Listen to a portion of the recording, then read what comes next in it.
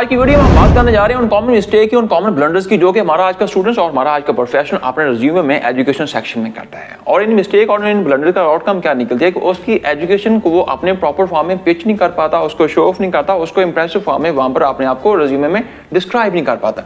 अब ये कौन सी मिस्टेक्स हैं, कौन से ब्लंडर्स? नंबर फर्स्ट के ऊपर जो सबसे बड़ी मिस्टेक करता है कि describing education at the top और बॉटम ऑफ द रिज्यूमे। इससे क्या मराद है कि वो एजुकेशन को ज्यादातर रिज्यूमे को बिल्कुल स्टार्ट पे डिस्क्राइब कर देता है या बिल्कुल एंड पे डिस्क्राइब कर देता है। नंबर सेकंड के ऊपर क्या मिस्टेक आता है? Describing just degree, name and title.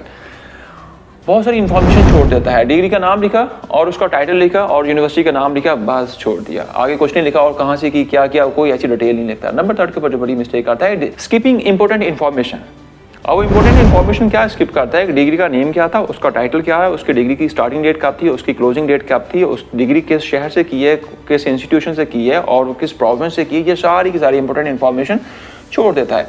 Number fourth पे क्या करता है? Overloading with unnecessary information. इससे क्या बनाता है? ओवरलोडिंग अपने रिज्यूमे में एजुकेशन सेक्शन में बहुत सारी इन्फॉर्मेशन डाल देता है। इससे क्या बनाता है? मैट्रिक से लेके एफएससी से लेके बीएससी से लेके एमबीए से लेके एमफिल से लेके पीएचडी से लेके पोस्ट डॉक सारा कुछ डाल देता है उसमें। और अगली मिस्टेक जो सबसे हम करते हैं listing education from lowest to highest order. Coming सबसे पहले मैट्रिक को लिख लिया, उसके बाद एफएससी लिख दी, उसके बाद बीएससी लिख दी, उसके बाद एमएससी, मीन लोएस्ट ऑर्डर से स्टार्ट करता है। अगली जो मिस्टेक होती है लिस्टिंग इनकम्प्लीट और कंटिन्यू एजुकेशन, कि बहुत सारी एजुकेशन जो कि आपकी कंप्लीट नहीं हुई होती उसको भी वहां पर डिस्क्राइब कर देता है। नंबर 7 पे आता है describing education in abbreviation form.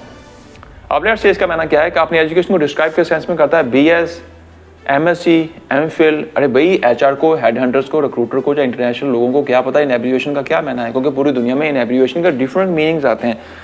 अगली जो मिस्टेक होती है failing to highlight relevant course work. अब आप एक यूनिवर्सिटी में पढ़ रहे हैं, यूनिवर्सिटी में 4 साल की डिग्री में, 6 साल की डिग्री में आप बहुत इंपॉर्टेंट कोर्स पढ़ते हैं, बहुत इंपॉर्टेंट कोर्सेज पढ़ते हैं, वो उनको डिस्क्राइब ही नहीं कर पाता। अगली मिस्टेक जो होती है इग्नोरिंग द की अचीवमेंट्स। जैसे क्या हमारा यूनिवर्सिटी में आपने बहुत सारी अचीवमेंट्स की होती हैं, आप उनको स्किप कर देता है, मिस्टेकली उनको लिखता ही नहीं वहां पर। और नंबर 10 पे क्या होता है? Skip the honours and awards. आपने यूनिवर्सिटी में जो 4 साल की डिग्री में बहुत सारे आपको ऑनर्स मिले हैं, आपको अवार्ड्स मिले हैं, एक्स्ट्रा करिकुलर एक्टिविटीज में आपने पार्टिसिपेट किया, वहां पर आपकी बहुत सारी अचीवमेंट्स हैं, उनको वहां पर डिस्क्राइब ही नहीं करता।